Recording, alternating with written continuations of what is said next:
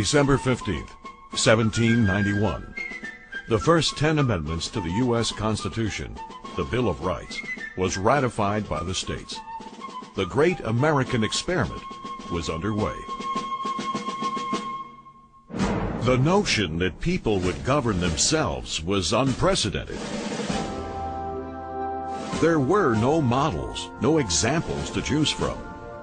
For the first time, men enacted into law human rights, not just government-given rights. The authors deemed those rights so important, they made a provision to protect those rights so they could never be taken away. The Second Amendment.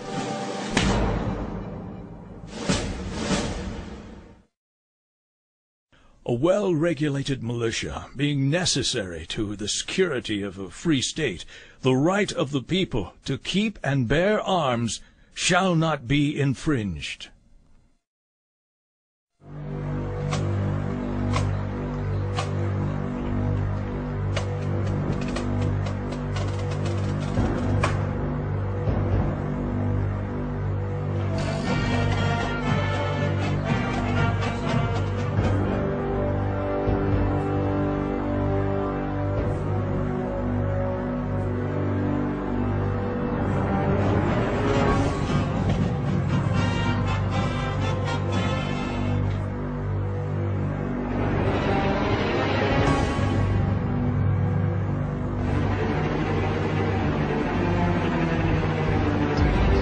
Time and time again, history replays itself.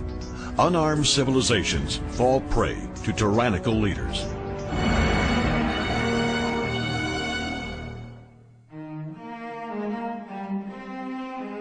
To ensure the balance of power remains in the hands of the people, the framers of the Second Amendment crafted 27 words. One sentence. To succinctly and definitively protect our freedoms from controlling political groups, oppressive religious organizations, or from an abusive government.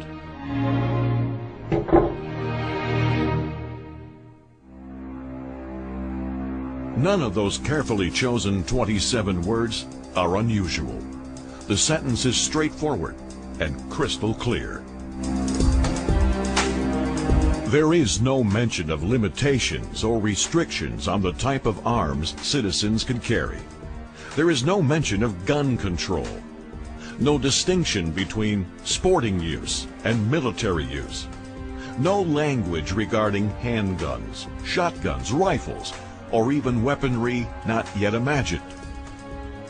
What the authors of the Second Amendment did specify is the right of the people, not privilege, to keep and bear arms.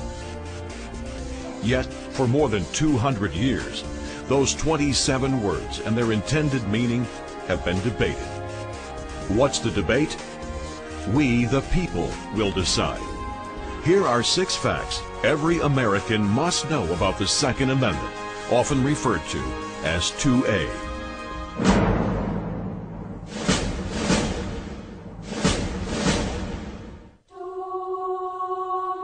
Fact number 1. The framers of the Bill of Rights believed in God. They fought for the freedom from religious persecution. They believed the right to self-defense is a fundamental God-given right that existed long before the creation of any government. In fact, written documents pertaining to self-preservation predate the Second Amendment by thousands of years. Reference to the right to freedom from violent harm and the right to self-defense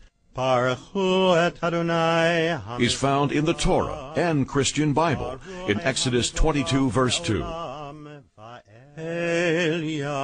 In Jewish law, the Talmud states, if someone comes to kill you, arise quickly and kill him.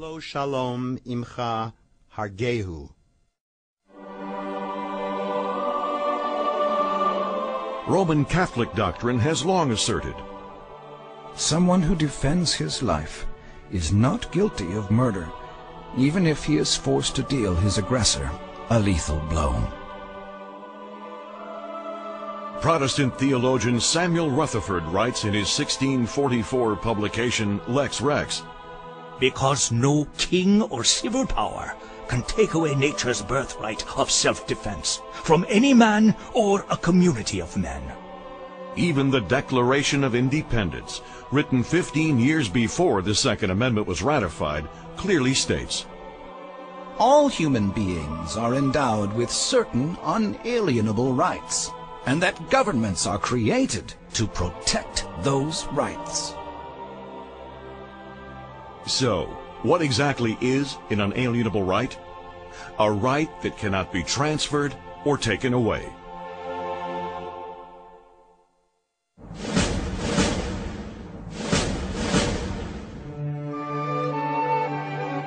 Fact number 2. The right of the people to keep and bear arms shall not be infringed. The language of the Second Amendment prohibits the federal government from infringing on the rights of the people. As clear as the First Amendment's language of prohibiting Congress from infringing on the right of the people to religious expression, freedom of speech, and freedom of the press, the Second Amendment is also clearly a protector of rights.